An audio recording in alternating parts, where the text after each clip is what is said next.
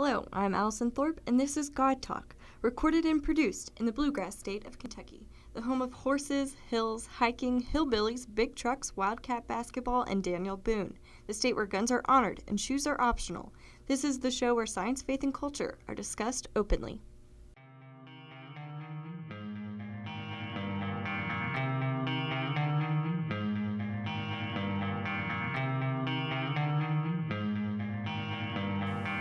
Welcome to God Talk, a show where a rocket scientist and a medical doctor, who is also my pastor, talk about science and religion. I'm your host, Doug Thorpe, and with me as always is my co-host, Dr. Andy White. Today on God Talk, we're going to be talking to Dr. Jeffery Long, a medical doctor who has done extensive surveys and studies on near-death experiences. So, Dr. Andy, welcome to the show. Thanks, Doug. Dr. Long has been a person I've wanted to interview for quite some time because he's well known in the near-death experience research community. He has a lot of credibility. He has a database, and he's done real investigative research into this area. So I think it'll be an informative show. We've had shows on near-death experiences where the actual people have come on, like Howard came on. Right. Great show, very interesting. But this will be a different look at it from the scientific standpoint. All right. And I hope it'll take us closer to proving the existence of the soul and consciousness apart from the brain. But first, this is God Talk. Brain candy for the thinking Christian, a bad day for the atheist, and a provocative question for the seeker. And this is God Talk, your partner while you commute to work, or a cure for the insomnia. Either it keeps you awake all night and you forget about needing sleep, or you'll sleep like a baby. Let's bring on Dr. Long. Okay, so today we have Dr. Jeffery Long, MD. He's a physician, a radiation oncologist, and an NDE researcher. So I'm excited to interview him about, we've had several interviews on the show where we've interviewed people who have had NDEs, right? Experienced NDEs, and we've got more of a subjective examples of those anecdotal experiences. And we've had some other physicians on that have also talked about their NDE research, but Dr. Long has probably one of the largest research websites and one of the biggest databases of NDEs, and probably has more experience from the clinical side of it explaining these things than anyone else out there, I would say. He's among the top. So. Oh, fantastic. Dr. Long, are you online? Yeah, ready to go. All right, fantastic. All right, Andy, you want to get the first question? Yeah, well, for our audience, Dr. Long, why don't you just give us your educational background and your training, and where you work now, and how you got interested in near-death experiences? Sure. I did my undergraduate and medical training at University of Iowa, and then did actually my residency in radiation oncology at the University of Iowa as well.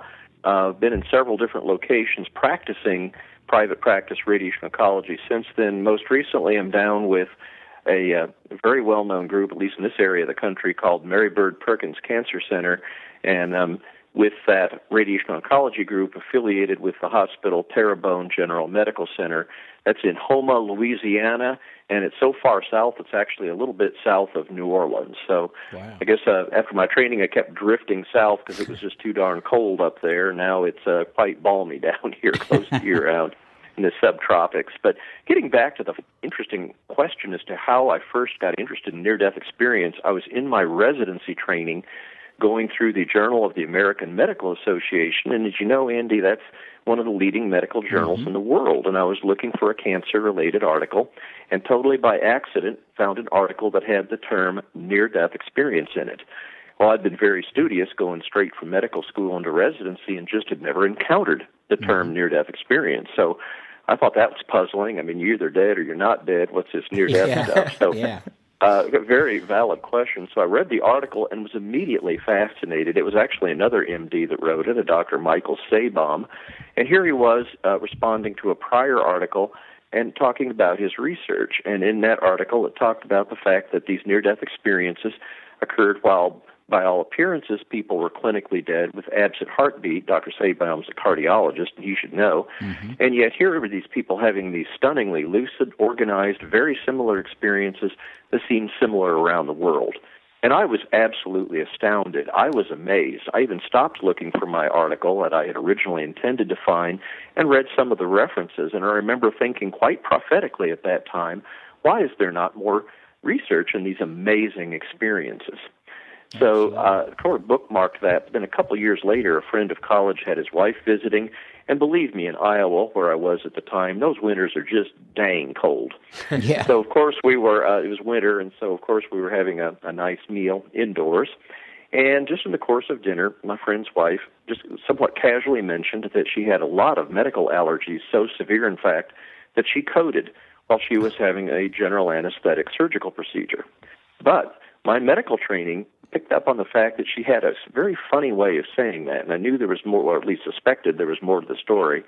So I asked her, well, did anything what should have been the dumbest question of my life, did anything happen while you coded, while you were under general anesthesia?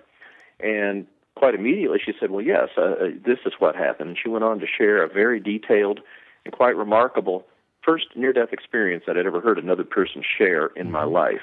And I was hooked. I knew I had to find out for myself, are these near-death experiences for real? So that led to the NDERF.org website, and from that time when it went up back in 1998, we now have right about 4,000 near-death experiences that have been shared over the years and posted on the website, making it by far the largest publicly accessible collection of near-death experiences and by far the largest database to investigate near-death experiences in the world. Wow. Okay. Well, can you share what is, by definition, a near-death experience for the audience? Sure.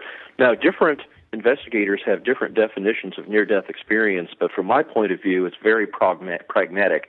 There's two components to it, the near-death and the experience component. Now, while certainly near-death is, by my definition and by what I include in near-death experiences, these are people that are so physically compromised that they're generally unconscious, or they may be, if you will, clinically dead with an absent heartbeat, absent respiration. So these people are truly so near death that if they did not physically recover, they would suffer irreversible permanent death. Now, at this time, when you're unconscious, which by dictionary definition means no memory possible at that point in time, these people are having memories, and that's the experience part of the near-death experience. That's amazing. And Dr. Long, for those who aren't as medically savvy or clinicians, let's talk just a minute about this whole idea of clinical death, because as a doctor myself working in emergency rooms, and I know you as an oncologist deal with death, unfortunately, probably commonly.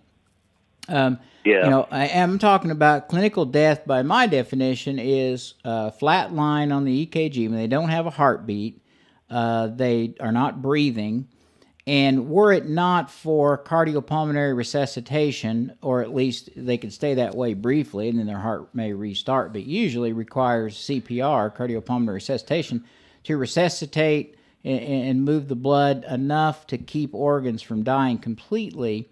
But otherwise, you know, they're as close to dead as dead can be without being in the morgue. I mean, you know, they don't have vital signs, they don't have EEG readings.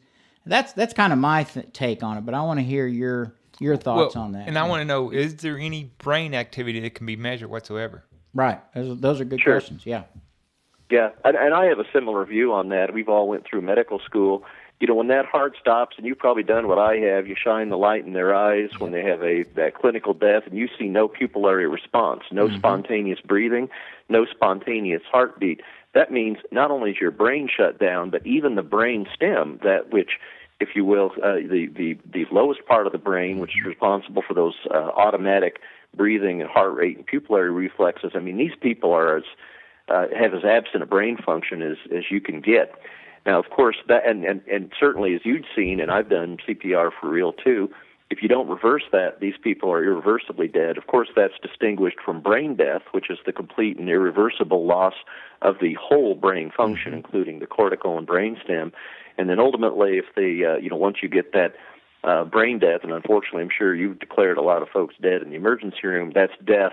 There's a Uniform Determination of Death Act, which is actually a uniform, if you will, definition of death that's been accepted by, I think, about 38 states, and that's the complete and irreversible loss of whole brain function or irreversible cessation of circulatory and respiratory function.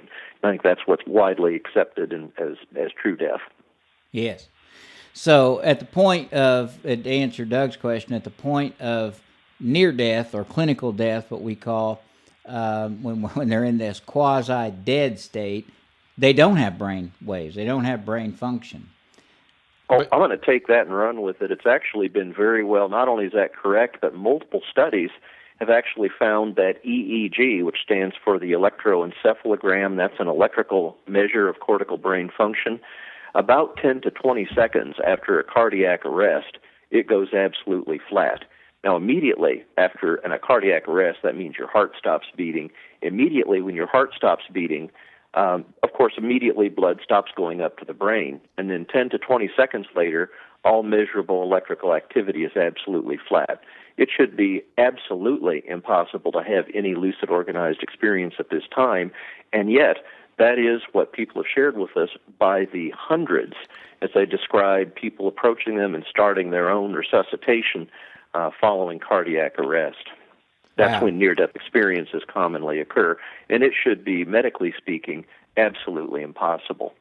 For clarification here, you're talking about the brain is showing no activity whatsoever, and people are generating memories.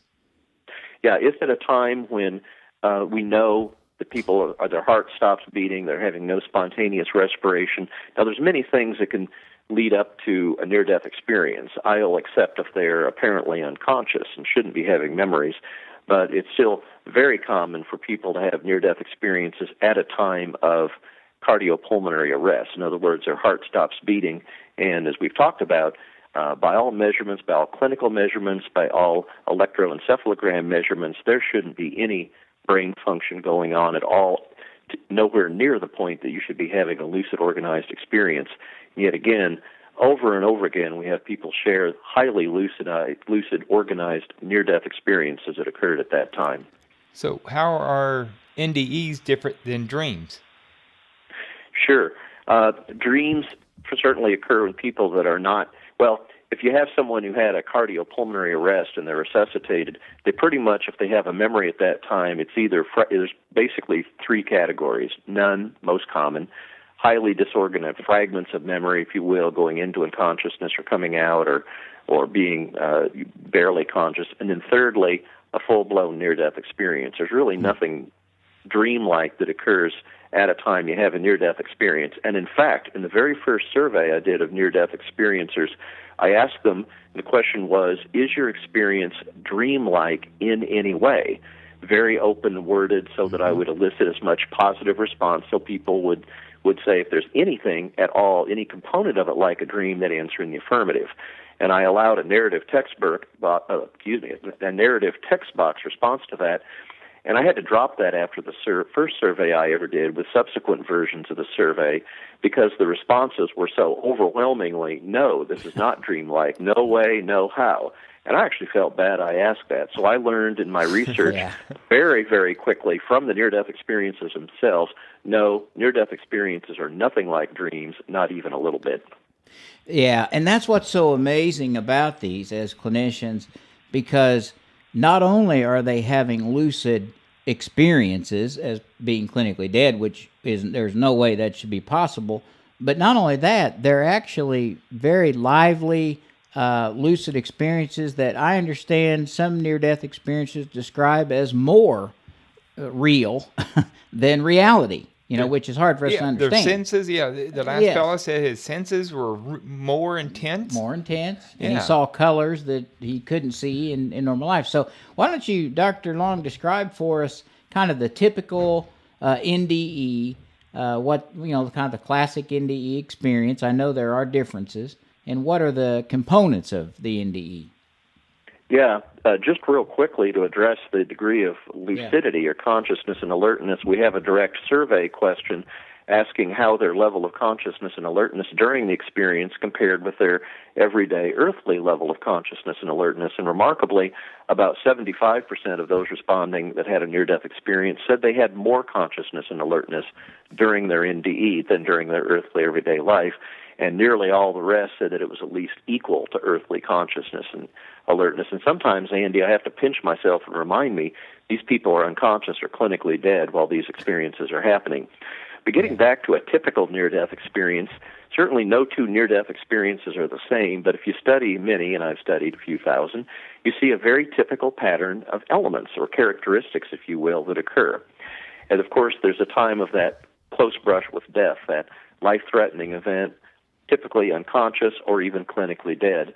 One thing that commonly happens shortly after that is what's called an out-of-body experience. Consciousness separates from the body, and they can actually see and hear ongoing earthly events from a vantage point typically above their body, much less common at body level with their body. But from that vantage point, they see and hear ongoing earthly events and often frantic efforts at their own resuscitation. They then may pass into or through a tunnel, variably described. At the end of the tunnel, there's often a light, and I use the term light in the broadest sense because it's almost always described as unearthly. It's nothing like light we know on Earth. In fact, one person who had a near-death experience said it was like 1,000,000 times 1,000,000 suns, and yet essentially never the near-death experiencers say that it hurts their visual apparatus. It doesn't. They actually seem attracted to it, which is interesting. When they pass through a tunnel, they're often in an unearthly realm, and a number of them describe it as heavenly realms, and I think that's certainly a very apt description. There may be landscapes that are beautiful beyond anything on Earth, and in fact, near-death experiencers often describe colors that have no correlate on Earth. Their beauty is beyond anything that their lifely experience would have led them to understand. And yet here they are in these unearthly realms, and their near-death experiences, virtually all of them, are having overwhelmingly, intensely positive feelings of peace and love, the two most common words used to describe near-death experience. And again, amazing. These are people that are in the throes of a life-threatening event, and yet this is yet what they're feeling. Essentially, never do they feel the pain or discomfort of what nearly killed them. There may be landscapes or buildings in this unearthly realm. There's other people there. They may see all or a portion of their prior life in what's called a life review. They may describe encountering people that they knew on Earth that died. These reunions with deceased loved ones are almost always blissful. There's a great deal of communication, and yes, reunions with deceased pets have been described as well. Often in these unearthly realms, near the end of it, there's what's called a boundary, and that's often a moment of decision where they have to decide with other beings with them if they're going to return to their earthly body or not. What is amazing to me as a researcher is that the great majority of time that they're asked to make a decision, people having a near-death experience do not want to return to their earthly life. Now, is that amazing? They've lived years, typically decades of their earthly life. Everything they've known, everything that's familiar to them was their entire prior life. And here they are, an environment typically with consciousness accelerated, typically feeling overwhelming sense of peace and love, and typically describing that this unearthly realm, they have every sense that every core of their being is their real home, and the great majority do not want to return to their earthly life. But after some dialogue, either voluntarily or involuntarily, they are ultimately returned to their earthly life, and when they recover from what nearly killed them, they have their near-death experience to tell. So you've had 4,000 NDEs in your database. How many of those are hellish? Or negative, NDEs, yeah. Yeah. In scholarly literature, we don't like to use the pejorative term negative because very often when they have these hellish experiences, there's a silver lining to that cloud. I'll explain. Hellish near-death experiences, and that's been of interest to me because they're so uncommon. Using very stringent criteria for entry into a study, I came up with about 20. I was trying to exclude experiences that are not near-death experiences, such as ICU psychosis or experiences that aren't really truly occurring during the NDE. But in that series, one thing overwhelmingly clear is hellish near-death experiences do occur. By hellish, I mean they're in frightening true hellish realms where they be somewhat variably described, and yet they're frightening. frightening. What they see is frightening, hear is frightening, what they feel is frightening. About half the time, they see this hellish realm at a distance, and they're not actually personally involved in it. And about the other half of the time, they're actually personally being affected by the hellish experience. Some of the most frightening things that I've read in my life are not fiction books, but reading these accounts of these hellish near-death experiences. These are not for those that are faint-hearted. But at any rate, the interesting thing is, after these hellish NDEs happen, an awful lot of these people come back, and years later, when they fully learned about what they need to learn from their near-death experience, they'll often say, hey, there were some things I needed to learn, that I needed to confront in my earthly life, certain personal issues that were affecting me from being a loving, compassionate, caring individual in my life, and they'll recognize there was no other way for them to learn these lessons. And so they can have the same positive changes in their life as people that have the more typical pleasant near-death experiences have. In fact, one of the leading books on frightening or hellish near-death experiences has in the title Blessings in Disguise, which ultimately so many of these people ultimately find that they are. But believe me, not during the hellish NDE. It is, well, it's literally hell. Yeah.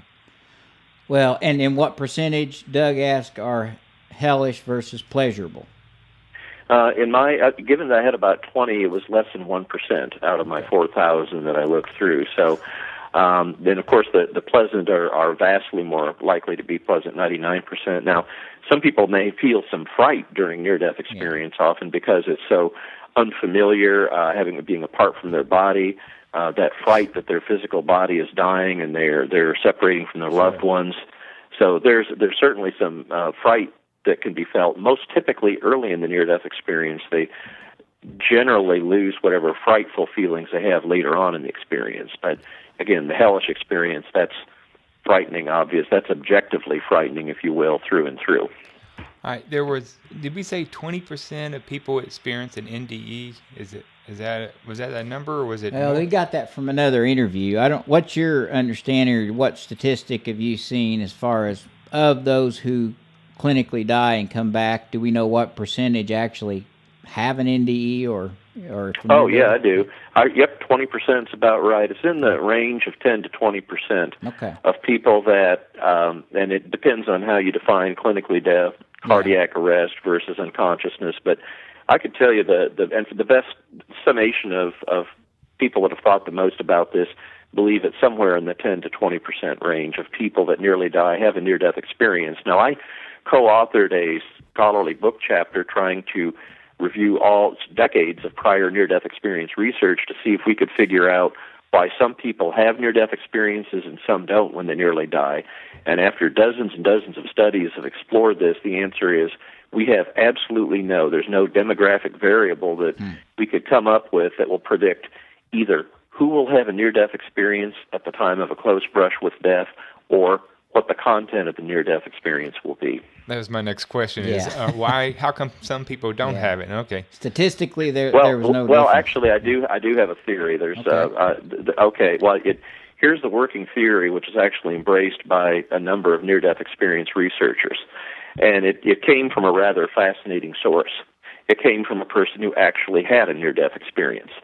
During their near-death experience, which was one of these typically overwhelmingly blissful, pleasant experiences, they were in an unearthly realm, and of course they were having these peace and love feelings that are off the scale from anything we've known in our earthly life. And so this person in this truly ecstatic experience asked the being with her, why me? Why was I chosen to have this experience? And the answer was very interesting. The answer came back as, love falls on everyone equally. This is the experience you needed to live your earthly life. So it's best I can tell, and a number of other researchers, in the absence of finding any other explanation, seem to think that there's something going on outside of our earthly life, who we are as a person. There's something on the other side that seems to be vastly wiser than us and knows which people need that near-death experience, if you will, to learn that lesson to live their earthly life, and others where, majority apparently, that nearly die, where they don't have near-death experiences. That's the best theory that I've got going, or frankly, any other near-death experience researcher has. That makes a lot of sense, because if we're going from a materialistic paradigm and now moving, even within science, into accepting really a new a paradigm change where we're accepting consciousness as separate from the brain, and that there is a spiritual realm, or that death is not the end. As we move towards that boundary here, it would make sense that there would be a wiser sovereign creator, or however you want to call it, a sovereign mind or whatever, that would know, things we don't know. And so that would make more sense than anything we could come up with statistics, I think. But Yep, I agree. And believe me, we've had lots and lots of studies come out with a blank, and yet here's the one near-death experiencer that asked during their experience, and that answer, it certainly clicks with a lot of other things. No question there's an afterlife. There is that supreme, overwhelmingly wise, overwhelmingly loving beings there, and certainly when you're interacting with them in a near-death experience, that seems to be, that it certainly helps explain to me why some have near-death experiences and why some don't, and to some extent what the content of the near-death experience is. So that's my best working hypothesis at this time, is if you will, a sort of a co-creation of near-death experiences between the person having them and that loving, compassionate, all-wise beyond. All right. This is not one of our typical questions, but is NDE research considered science or religion, or who funded your research? Oh, that's great. The question was, who funded my research? That's a great question. Me, myself, and I. That's what I figured. Okay. Yeah. It wasn't fun. So, we do. I wish, and I don't mind doing that. Good gosh, I make enough as a doctor that I don't, the expenses aren't huge. And thank goodness the wife she's a attorney, pastor bar in the state, but is so dedicated to what we're doing. She spends her full-time efforts working on the NDERF.org website and in supporting this kind of research. So we, thank goodness, are self-funded. But and that's an interesting question: is NDE research considered to be science or religion? To me, it's science. I would. It is somewhat startling to me how disconnected those that have near-death experiences are from what you would expect from their religious beliefs or the content of the NDE. That's been one of the most popular areas of research for a long time in the scholarly literature, and remarkably, while these experiences have some very obvious religious overtones, neither prior researchers nor my own research, which has some very detailed religious questions, can find any correlation between a person's religious belief and whether they will or will not have an NDE or what the content will be. And in fact, we have a small series of atheists that have near-death experiences. Now, mind you, virtually none of the atheists remained atheists after their near-death experience. But it does happen. And actually, getting back to the science of near-death experience, there's actually been literally hundreds of articles published in some of the more prestigious science and medical journals. I could rattle them all off: JAMA, Lancet, etc. So this is really, that's a big deal, though.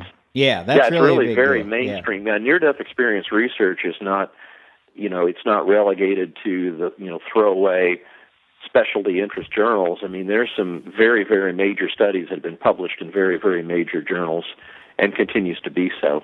Yeah.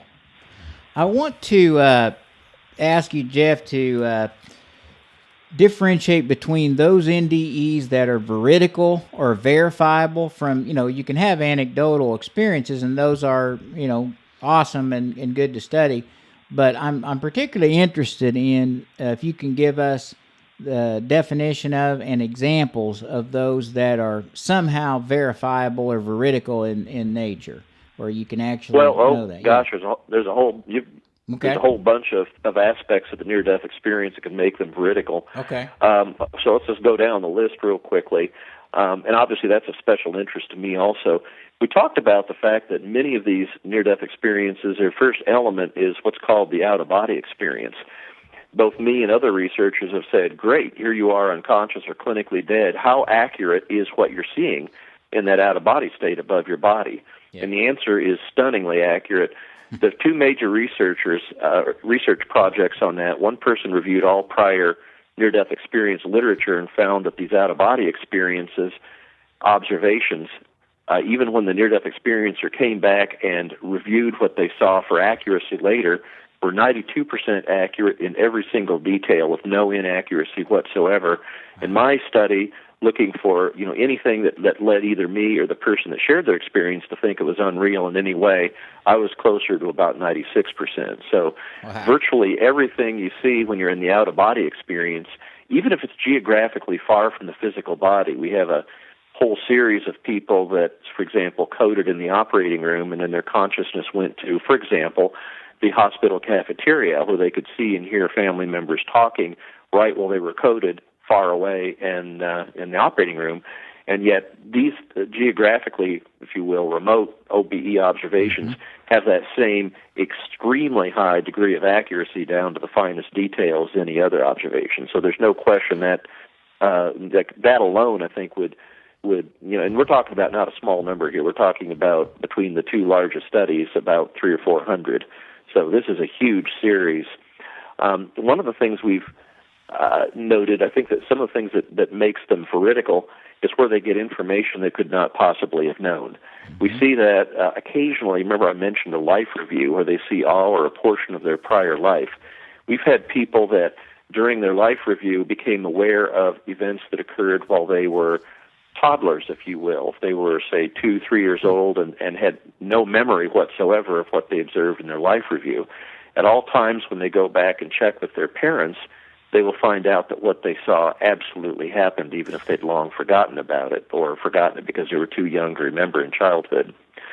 Another thing that makes these things veridical, remember I said that we talked about encountering deceased loved ones? Yeah. One of the things that's striking is that, hey, doctors, you know this, if someone has a dream or hallucination, you're much more likely going to, in that dream or hallucination, see the bank teller you did business with or the family member you said hi to before you went up to the bedroom and had a heart attack or something.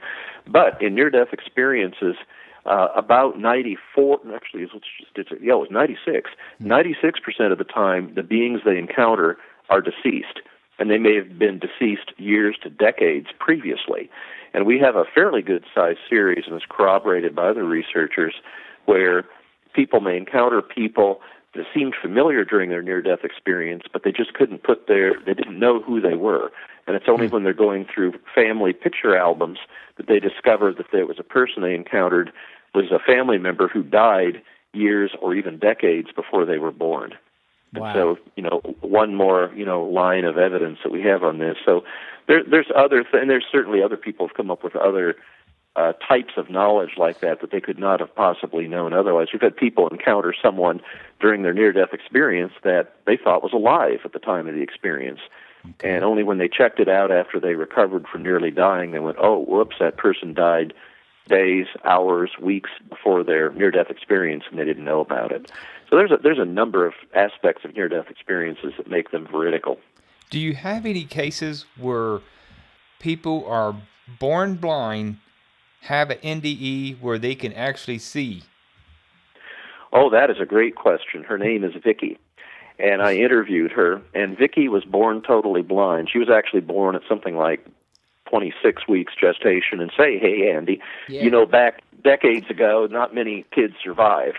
That's right. And they put them, you may recall, putting them in oxygen tents, which fried their retinas, and so they would end up, unfortunately, there'd be people totally blind that, as they fought desperately to bring these preemies and keep them alive. And this happened to Vicky. So she was totally blind from basically shortly after birth. Yeah. And went through her whole life with vision unknown and unknowable. And if you've ever tried to explain vision in terms of the remaining four senses to someone born totally blind, you can't. I know it. I've tried. You can't. You can't do it. Yeah. But anyway, Vicky was in her early 20s when she had a bad car accident. Well, she was not driving. I might add, I'll put everyone can breathe a sigh of relief at that news.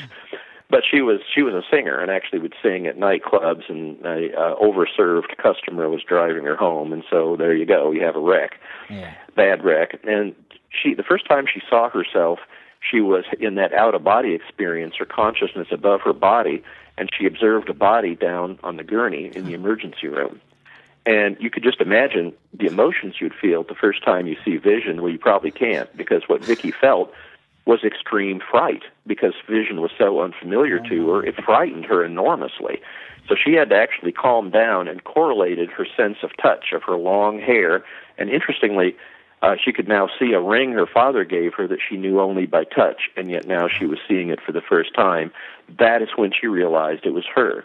She had a tunnel, stunning experience with replete with vision, very detailed, and then ultimately, of course, when she recovered from what nearly killed her, she was back to being totally blind. Now, Vicky knew vision in the way many near-death experiencers describe, and it's 360-degree vision.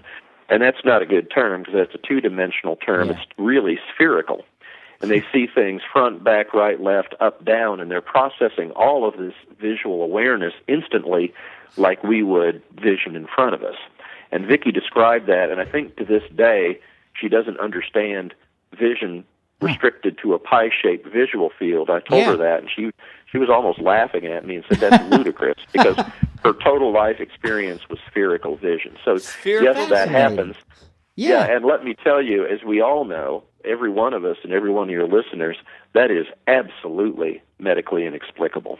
Absolutely, it is. And this spherical vision just is really interesting to me. I mean, they're able to see, I mean, like say, you can't really describe it in our dimensionals, but in our reality, but they're able to see all around at the same time. So her vision, I mean, she's never seen anything, and then she has this amazing vision, and then back to none again. What an amazing story.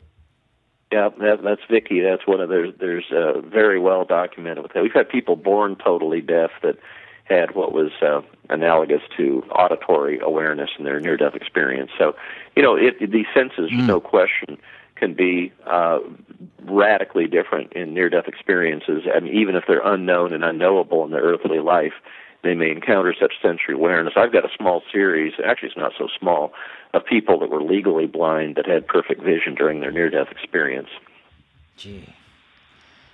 I have to tell you, I've never heard that before. I mean, I've had my own experience with patients with NDEs, but this is just above and beyond anything I've experienced. Well, you can sure see why I'm so fascinated with it. Oh my, yes. Yeah, that was so interesting. I mean, I know you've got 4,000, but just as part of the interview, would you care to share one of your favorites? Just one of your other NDEs that's interesting particularly.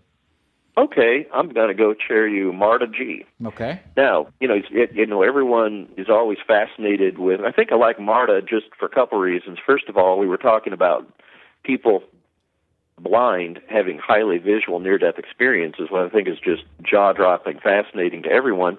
And then secondly, you always wonder about near-death experiences in children. So why don't we put the two together and talk about Marta G.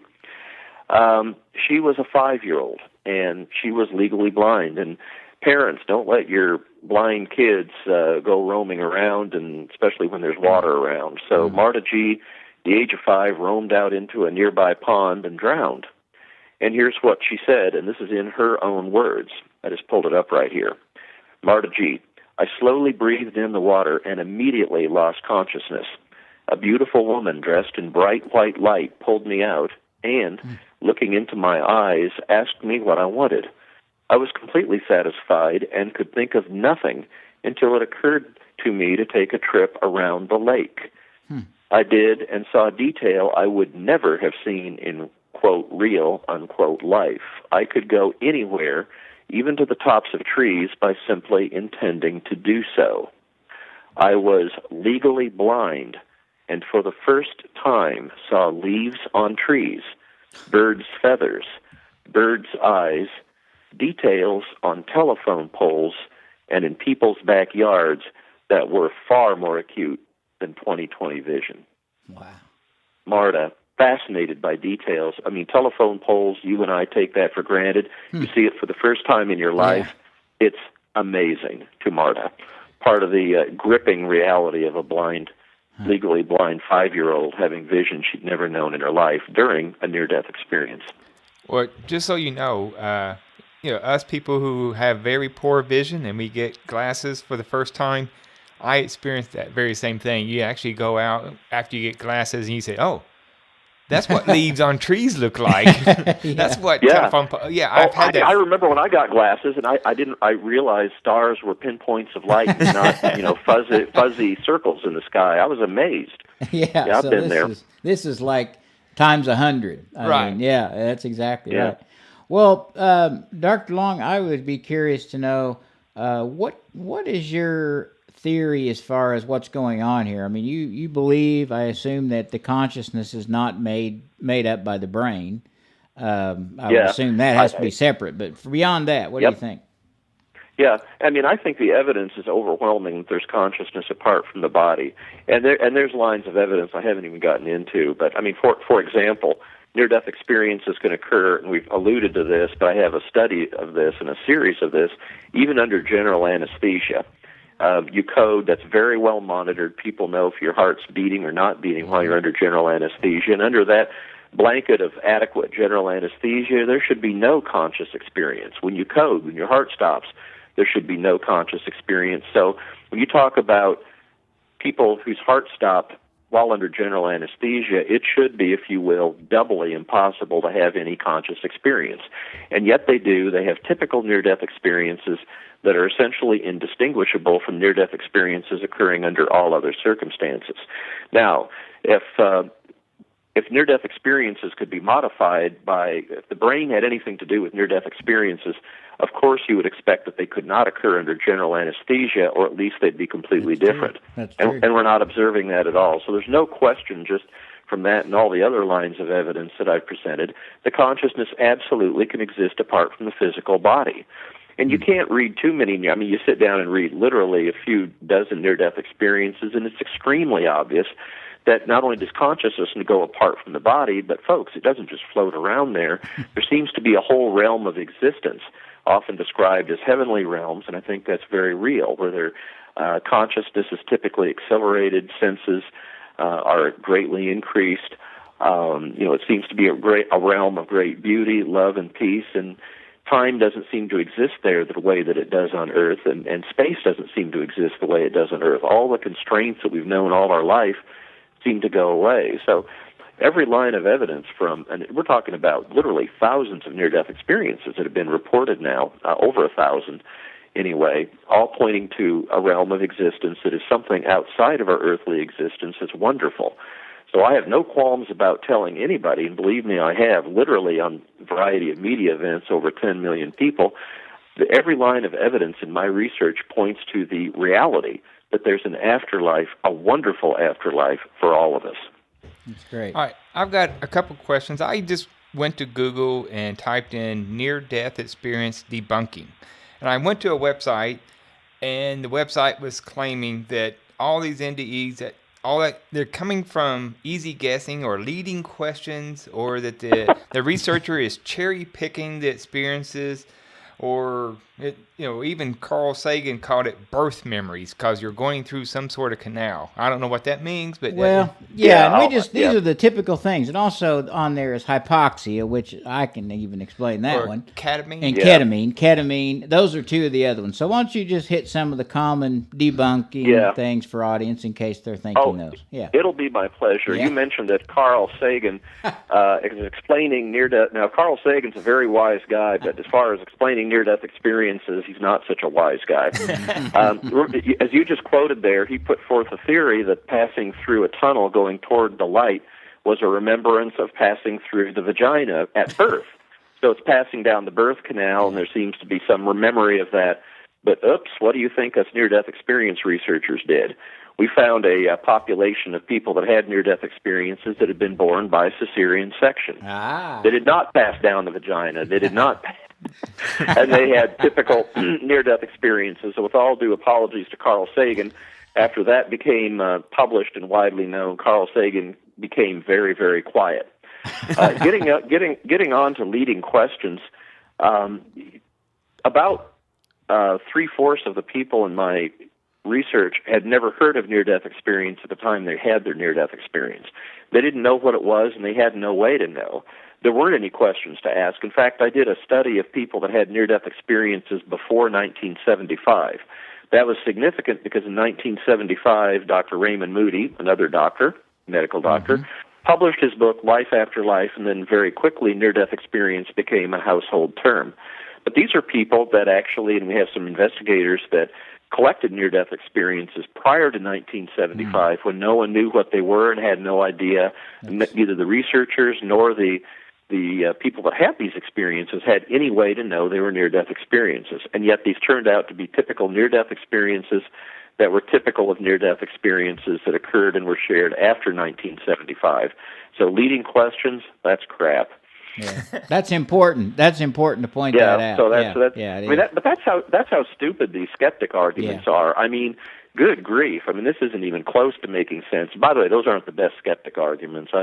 There are better ones, but they still don't hold water. In fact, while we're on the topic, did you know that there are actually well over 20 different skeptical so-called explanations of near-death experience? Now, you all may be saying, that's odd. Why are there so many different skeptics with so many different explanations? And the answer is no one or several explanations of the cause of near-death experience makes sense even to the skeptics themselves.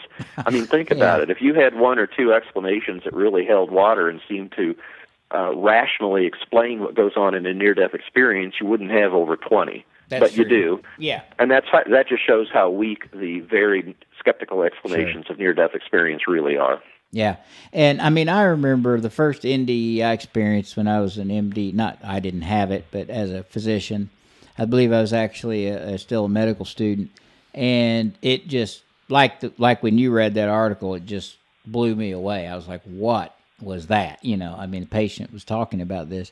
And I remember the ER doctor that I was working with, he just looked at me and said, oh, that's got to be hypoxia to the brain. That was his answer, you know. And I was, I was a med student. I didn't believe him. I thought, well, I don't understand how they could be seeing these things, but he was the teacher. And so, but that just absolutely makes no sense at all. Hypoxia to create an experience. I mean, it really doesn't. Physiologically, medically, and then ketamine is another one.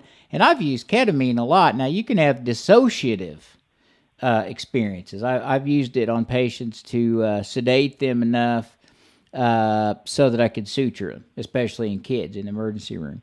And they can have dissociative experiences where they have kind of strange experiences. I will say that, almost dreamlike, type things.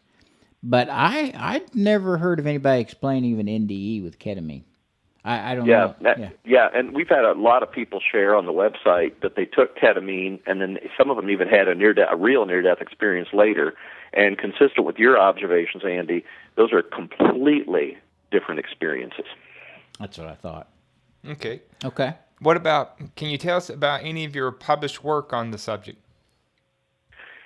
Sure. I've done one of my it published over 5 years ago, but it's still a bit of a classic. It's called Evidence of the Afterlife, the Science of Near-Death Experiences. So that's been it became a New York Times best-selling book within 8 days, so that really changed my life, believe me.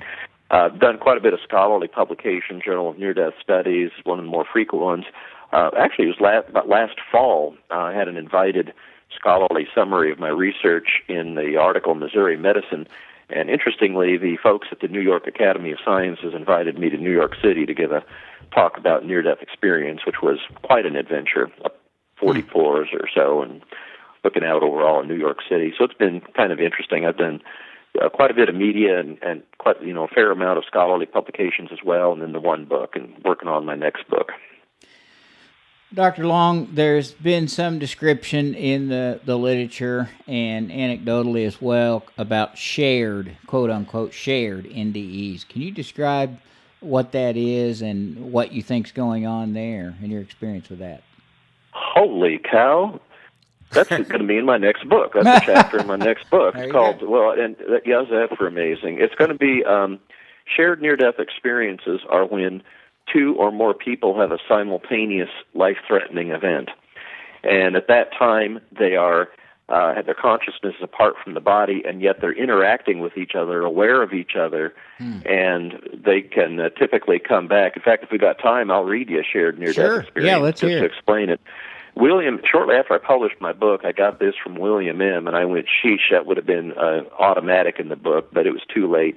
The guy was up in Canada, and again, this is straight from his words. I just looked it up real quick, and this is exactly what happened in William's words. I went to sleep while driving. Then I was aware that we were out of our... he was driving with his fiancée. So him and his fiancée were driving in Canada. We'll start over then. I went to sleep while driving. Then I was aware that we were out, him and his fiancée, were out of our bodies and quickly flying up towards space, holding hands. We flew straight up for a minute or so when we started to see a park or countryside-like landscape. It seemed to be in twilight, sort of dark, but we could see trees, bushes, etc. It was an unearthly realm, by the way. Suddenly, we were intercepted by 4 creatures. They seemed about 10 feet in height and were invisible, but we could see a vague humanoid outline. 2 flanked each of us and began to gently separate us. They overwhelmed us with a feeling of the highest love and compassion that was well beyond anything we could experience on earth, a divine love. We therefore had no resistance to their effort. I recall feeling sort of like a baby in mother's arms, but it's hard to accurately describe. 2 of them moved her upward toward the distant landscape, and 2 moved me back downward. I felt so much love, peace, and comfort that I wanted to protest and say, no, please let me stay here, but hearing inwardly, without ears, or psychically, that I could not stay. Next, I see my car in flames from maybe about a quarter mile up above. I felt a sensation of falling and awakened in the car. The front of the car was on fire. I moved her from leaning on me as she was when I fell asleep, knowing that her body was an empty shell. I had left her above with those beings. Wow. And indeed, and she died, I guess. It came back into consciousness. Of course, she was dead. That's a classic shared near-death experience, and that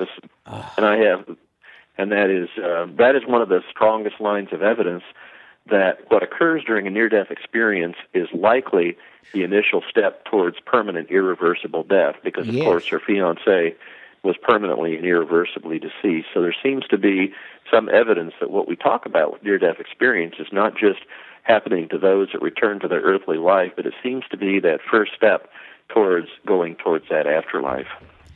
That's really an important point. It's critical because that's another argument people will make is, well, these are just experiences that are near death, but that tells us nothing about the afterlife.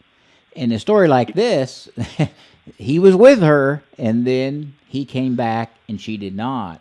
So that really points to that. Wow. Right, and that's an anecdote. I'll be publishing my series of 14 of these shared near-death experiences, and some of them occurring when they didn't even know the other person was dead, and yet they were, and yet interestingly, they would be geographically far apart, have a simultaneous life-threatening event at the same time, even though geographically apart, and share a near-death experience.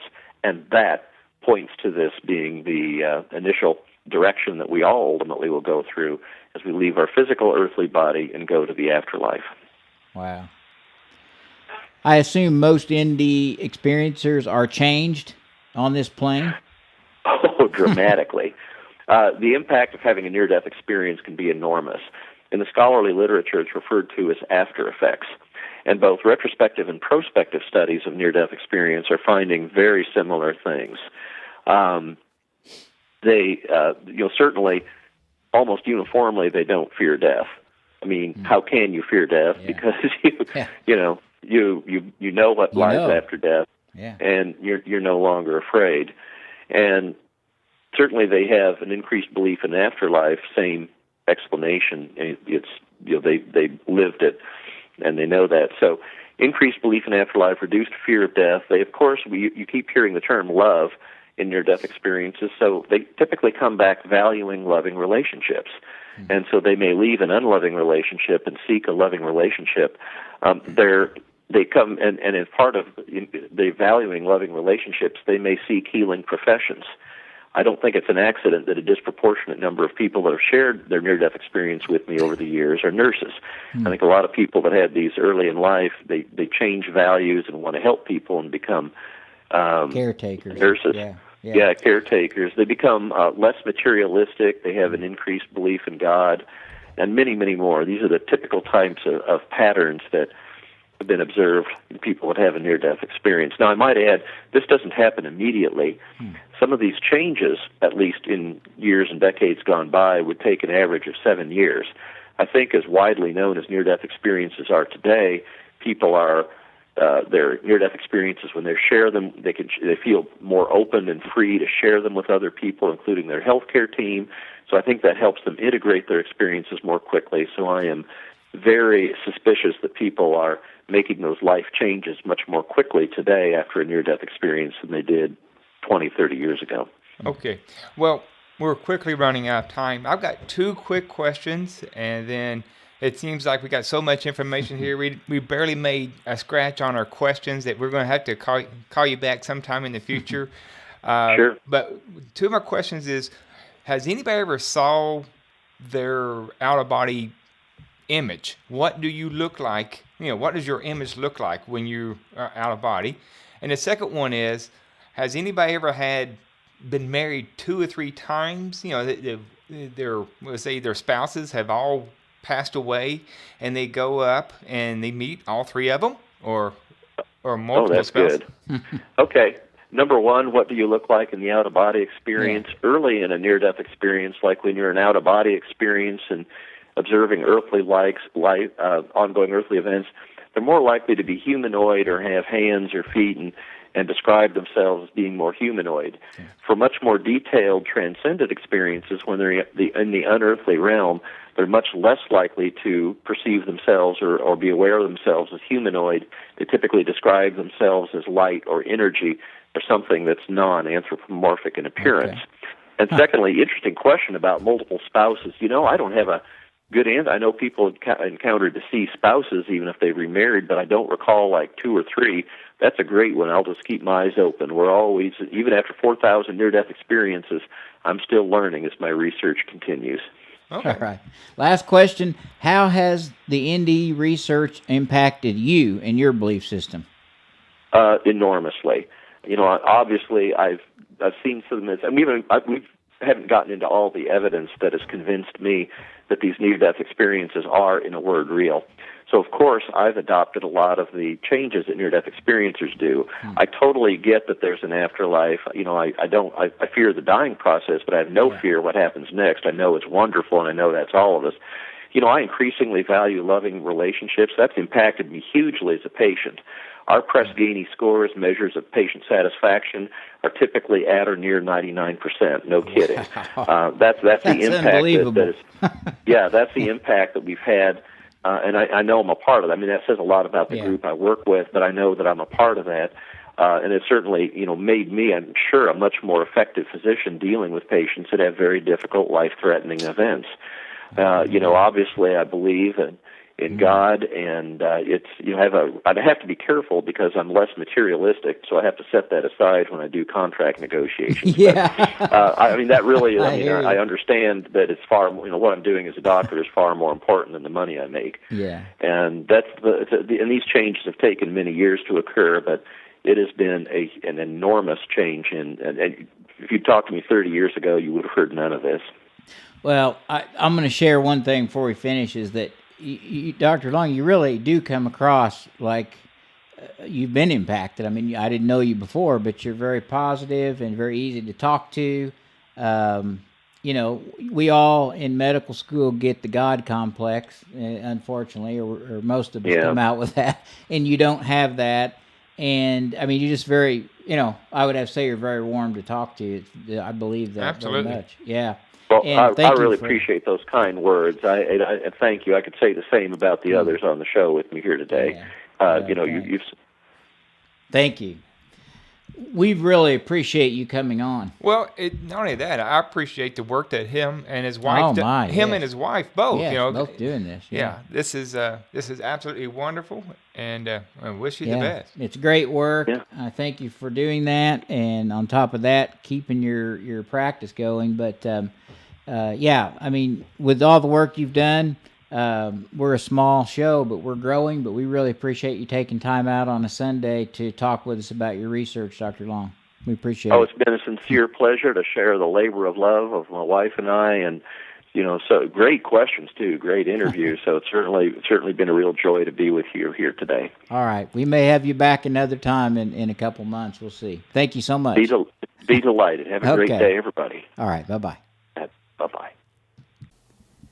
So, Doug, that was Dr. Jeffery Long. He's an oncologist, actually a radiation oncologist, and an NDE researcher. And, wow, what an interesting show. Right. Well, and he says him and his wife have put together this website. I implore everybody to go to that website. Sure. He had fascinating information. Yeah. Great stories. I absolutely look forward to reading his book and his next book as well. Exactly. His next book will be more on shared NDEs, and he's got a lot of veridical cases. I mean, this guy's the real deal as far as a researcher. He's not talking about stories here. He's really researched it, and he's a scientist. I greatly enjoyed his stories, okay? It was a good show. Did it bring you closer to believing that consciousness is not in the brain?